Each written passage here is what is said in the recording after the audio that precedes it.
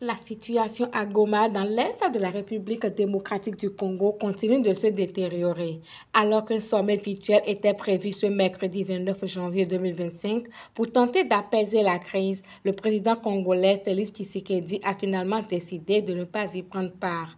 Cette rencontre initiée par le Kenya visait à désamorcer les tensions entre la RDC et le Rwanda, exacerbées par la prise de contrôle quasi totale de Goma par les rebelles du M23 que Kinshasa accuse d'être soutenu par Kigali.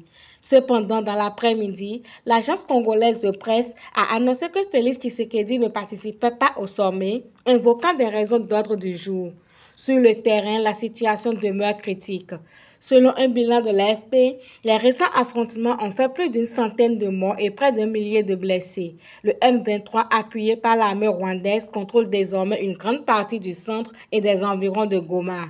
Depuis le début de cette nouvelle crise, Félix Tshisekedi est resté relativement discret. Son gouvernement a condamné ce qu'il considère comme une déclaration de guerre du Rwanda tout en affirmant vouloir éviter un carnage. Ces derniers jours, les relations diplomatiques entre Kinshasa et Kigali se sont rompues, chaque pays ayant rappelé son ambassadeur. Au-delà des enjeux politiques, ce sont des civils qui subissent les conséquences les plus lourdes du conflit. Des milliers de personnes ont été déplacées. Les infrastructures endommagées et l'accès aux services essentiels devient de plus en plus difficile.